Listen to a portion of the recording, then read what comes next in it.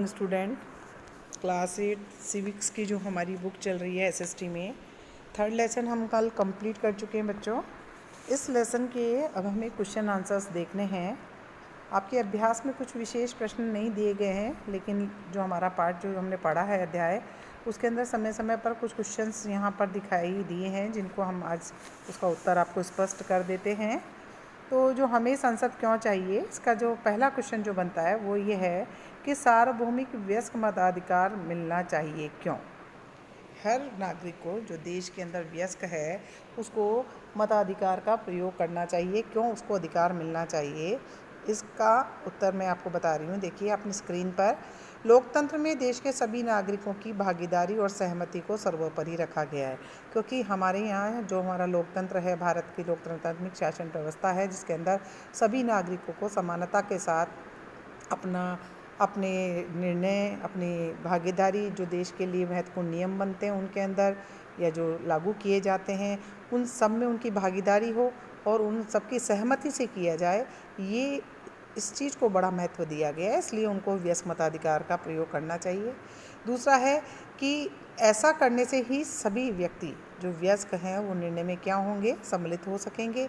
और तीसरा है कि नागरिक हैं, इनकी भागीदारी और सहमति इस वयस्क मताधिकार के द्वारा ही संभव हो सकेगी, जो सार्वभौमिकता के साथ पूरे देश में लागू हो। ठीक है, तो परिणाम क्या होगा कि सभी स्त्री पुरुष, जो भी वृद्ध, जो भी हमारे 18 वर्ष से अधिक उम्र के हैं, वो सभी निर्णय प्रक्रिया में और अपनी सहमति देने में अपना सहयोग कर सकेंगे। इस चीज़ के लिए सार्वभौमिक मताधिकार सभी को मिलना चाहिए। दूसरा प्रश्न जो बनता है वो है कि क्लास के मॉनिटर के बारे में बताया गया कि क्लास का मॉनिटर शिक्षक चुने या विद्यार्थी चुने। तो आपको बताना है कि शिक्षक नहीं चुनकर विद्यार्थी चुने और क्यों ऐसा होना चाहिए।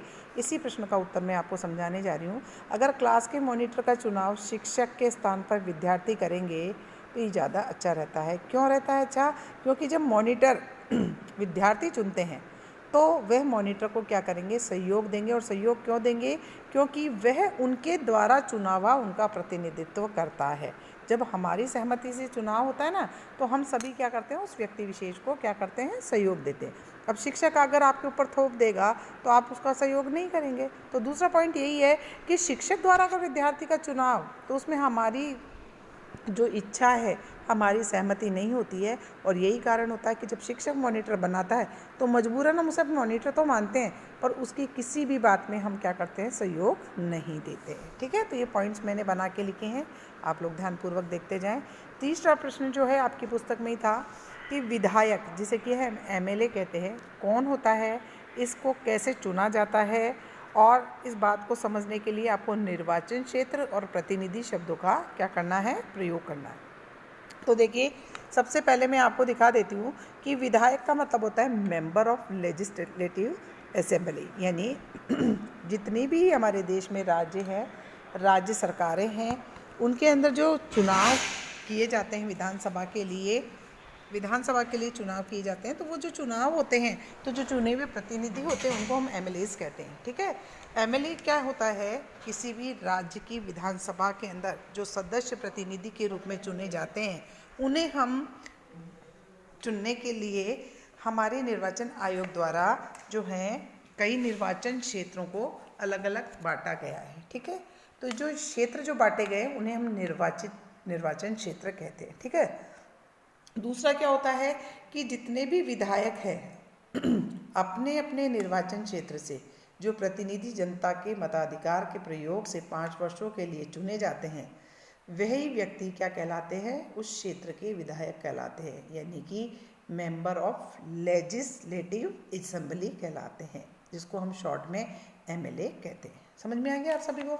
अब अगला प्रश्न जो आपके दिया गया था कि राज्यसभा, राज्य विधानसभा और संसद के बीच में क्या फ़र्क होता है। देखिए मैंने आपको बताया था, हमारे यहाँ देश के अंदर राज्य के अंदर राज्य सरकारें होती है और पूरे देश के लिए केंद्र सरकार होती है। ठीक है, तो राज्य के अंदर जो राज्य सरकार होती है वो विधानसभा के अंदर अपना कार्य करती है, और जो केंद्र में केंद्र सरकार होती है वो लोकसभा संसद के अंदर अपना कार्य करती है। ठीक है, तो अंतर देख लेते हैं कि राज्य विधानसभा से चुने हुए विधायकों के समूह द्वारा तो राज्य विधानसभा बनाई जाती है, जबकि सांसदों के समूह से जो अलग अलग क्षेत्र के सांसद चुन के आते हैं निर्वाचन क्षेत्र से, उन सांसदों के समूह से क्या बनाई जाती है, लोकसभा बनती है।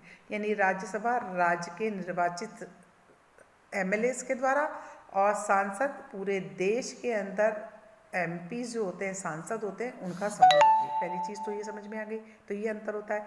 दूसरा, राज्य विधानसभा के सदस्य उसी राज्य से चुनकर आते हैं। यानी अगर हम राजस्थान की बात करें तो राजस्थान विधानसभा में राजस्थान के जो विधायक जो होंगे, जो अलग अलग निर्वाचन क्षेत्रों से चुनकर आते हैं, जैसे कि राजस्थान में 200 निर्वाचन क्षेत्र विधानसभा के लिए बनाए गए हैं, तो उसके राज्य के ही चुने हुए प्रतिनिधि राज्य विधानसभा का निर्माण करते हैं। जबकि सांसद जो होते हैं वो हमारे पूरे देश के जितने भी स्टेट हैं, सब जगह सांसदों का निर्वाचन क्षेत्र है। जैसा कि मैंने आपको बताया था, 543 हमारे यहाँ निर्वाचन क्षेत्र बनाए गए हैं।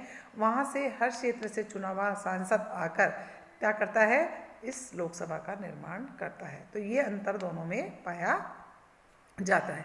फिर चलते एक अगला प्रश्न, पंचायत राज विधायिका और संसद के लिए चुनाव की अवधि 5 वर्ष ही रखी गई है। ऐसा क्यों किया गया है? क्यों नहीं उनको जीवन भर के लिए एक बार चुन लिया जाता है? इस प्रश्न का उत्तर यह है कि अगर हम किसी भी व्यक्ति को पूरे जीवन भर के लिए अपना प्रतिनिधि बना दें तो क्या होता है, उसमें पावर्स आ जाती है, और पावर आने के क्या करता है, वो उसका दुरुपयोग करता है।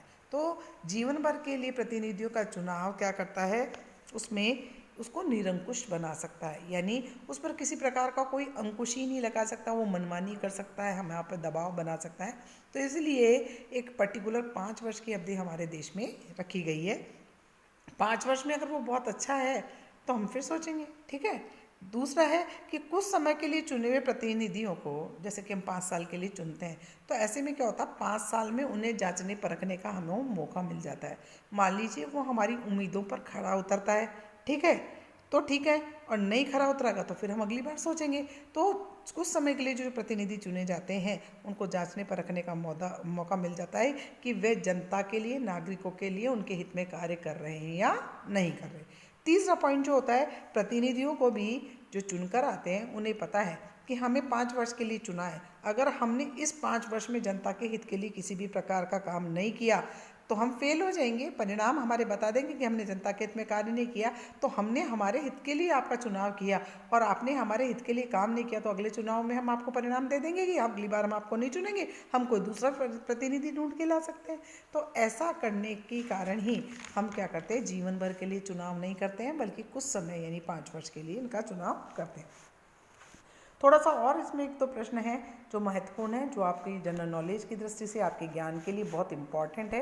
आप सभी को पता है देश में केंद्र सरकार लोकसभा की होती है, तो लोकसभा में किस राज्य की संसद सबसे अधिक है? हमारे देश में आपको पता है बहुत सारे राज्य हैं, और कोई राज्य छोटा है आकार में, जनसंख्या के घनत्व के आकार में, तो कुछ बहुत बड़े हैं। तो यहाँ पर प्रश्न आता है कि लोकसभा में सबसे ज़्यादा जो सांसद होते हैं, यानी सबसे बड़ा निर्वाचित क्षेत्र सांसद किस राज्य से आते हैं? तो मैं आपको बता दूं, ये उत्तर प्रदेश है, जो कि हमारा सबसे बड़ा जनसंख्या वाला राज्य है, और यही कारण है कि यहाँ पर सबसे ज़्यादा हमारे सांसद लोकसभा में आते हैं, ठीक है। तो आप ध्यान रखेंगे, उत्तर प्रदेश है जिसमें सबसे ज़्यादा सांसदों की संख्या है, और उत्तर प्रदेश इसलिए है क्योंकि वहाँ पर जनसंख्या ज़्यादा है अन्य राज्यों के कंपैरिजन में। अब आता है इसकी सबसे छोटा राज्य कौन सा है जिसमें सबसे कम सांसद आते हैं? तो हमारे 2 राज्य आते हैं इसमें, मणिपुर और त्रिपुरा, क्योंकि ये बहुत छोटे हमारी पूर्वांचल के अंदर बने हुए राज्य हैं, बहुत ही कम जनसंख्या यहाँ पाई जाती है, और यही कारण है कि यहाँ पर लोकसभा के लिए जो सांसद हैं वो सबसे कम होते हैं। तो नाम याद रखेंगे स्टेट के, त्रिपुरा और मणिपुर। एक और प्रश्न आता है कि आपको संसद में महिलाओं की कम संख्या होने के क्या कारण समझ में आते हैं? मैंने अभी बात की थी ना, लास्ट में हमने चैप्टर में पढ़ा था कि देश में महिलाएं जो हैं वो हमारी राजनीति में बहुत कम है। लोकसभा में अगर संख्या देखेंगे तो अभी वो 8 से 10% तक ही पहुंची है।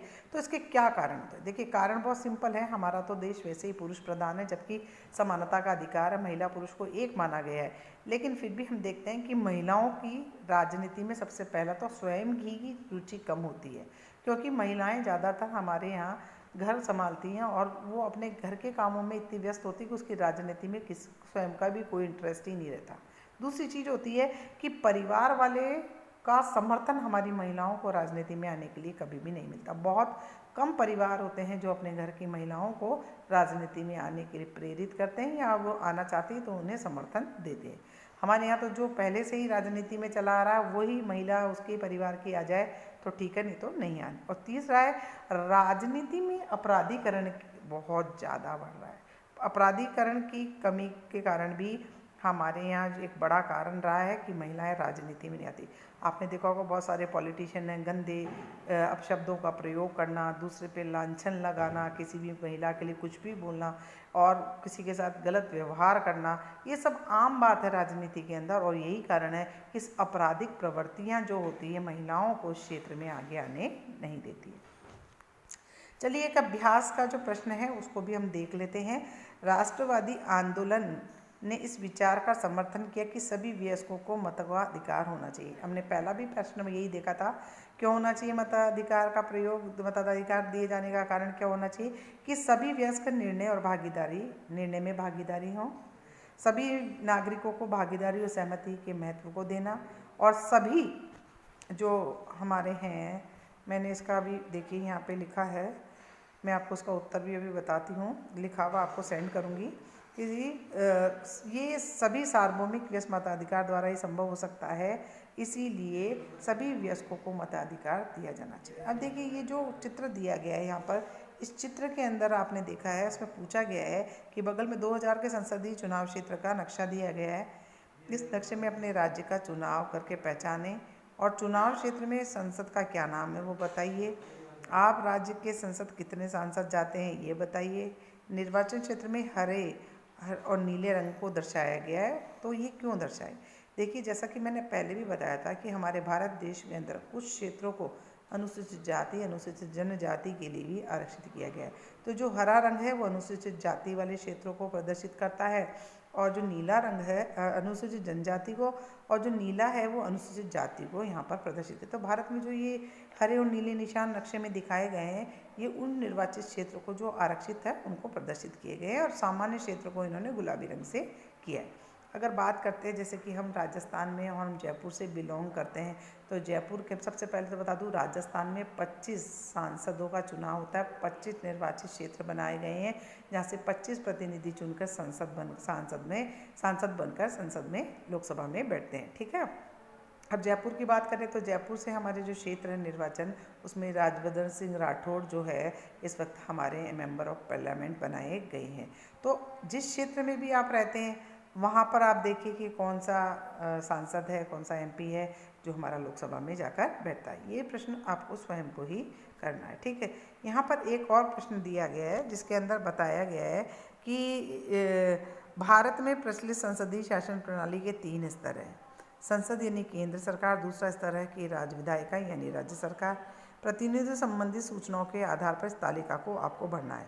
आपके कौन सा राजनीतिक दल अभी सत्ता में है? तो अगर केंद्र की बात करें तो भारत के अंदर अभी हमारा देख रहे होंगे ना, गठबंधन सरकार है हमारी और नरेंद्र मोदी जी उसके लीडर है। तो राज्य में तो अगर देखेंगे तो कांग्रेस की सरकार है जिसमें गहलोत मुख्यमंत्री हैं, है ना। और केंद्र में कौन सी है? हमारी यूपीए गवर्नमेंट है जिसके अंदर नरेंद्र मोदी जी हैं। ठीक है, और आपका निर्वाचन क्षेत्र का प्रतिनिधि कौन है? निर्वाचन क्षेत्र के प्रतिनिधि अगर राज्य सरकार की बात करते हैं तो देखिए आप कौन से क्षेत्र में आते हैं, उसके अंदर देखिए कौन सा प्रतिनिधि है। देश की बात करते हैं, केंद्र में अगर हमारा जाकर बैठता है तो अभी मैंने बात किया ही था, हमारा एमएलए जैसे मैं जहाँ रहती हूँ वहाँ पर राजवर्धन सिंह राठौड़ है। विपक्ष का दल कौन सा है? तो केंद्र में बात करते हैं तो अगर यूपी की है तो एनडीए हमारा विपक्ष में बैठा हुआ है, गठबंधन की सरकार। राज्य के अंदर हमारी कांग्रेस की सरकार है तो बीजेपी विपक्ष का दल है। ठीक है, तो आपको ये बताने चुनाव कब हुए थे और आगे में चुनाव जो कि 5 वर्ष में होते हैं तो कब होगा, और आपके राज्य में कितनी महिला प्रतिनिधि है इसकी संख्या आप स्वयं याद करें और देखें, या आप किसी से सर्च करके निकालिए और उसके अंदर भरिए। तो ये प्रश्न आपको स्वयं को करने हैं बेटा। तो आपको मैंने जो इस लेसन से संबंधित महत्वपूर्ण थे कि कहाँ के सबसे ज़्यादा सांसद, कहाँ के सबसे कम होते हैं, हमारी संसद कहाँ स्थित है, नई दिल्ली में स्थित है। एक और संसद का एक चित्र दिया गया था जिस चित्र में आपने देखा होगा कि संसद जो है उसमें बहुत सारे पिलर्स बनाए गए हैं और पिलर में महिला, पुरुष, वृद्ध सब लोग लगे हुए हैं। तो संसद की ये रचना जो रची गई है, ये क्यों रची गई, इसके बारे में मैं बताती हूँ कि हमारे भारत में जो केंद्र सरकार जो होती है, सांसद जो लोकसभा बनाई गई है, उसके अंदर ये दर्शाता है कि हमारी संसद का भार हमारे देश के प्रत्येक वर्ग पर, चाहे वो स्त्री हो चाहे पुरुष हो, और वह सभी उसके आधार स्तंभ होते हैं, सभी निर्णय में समान भागीदारी दिखाते हैं, सभी की सहमति से कार्य किया जाता है। और यही कारण है कि हमारे जो पिलर्स बनाए गए हैं उसमें स्त्री पुरुष सभी के दृश्यों को दिखाया गया है। तो इसीलिए हमारी संसद एक अद्भुत मानी जाती है। कहते हैं ना, इसका इंफ्रास्ट्रक्चर वो भी बहुत अद्भुत है, देखने योग्य। कभी आप जब जाते हैं दिल्ली तो ज़रूर एक बार संसद को देख कर आए, लोकसभा हमारी किस तरीके, संसद भवन कैसा बना हुआ है। तो आज के लिए इतना ही बच्चा। आप सभी लोग अपनी कॉपीज़ में इन प्रश्नों के उत्तर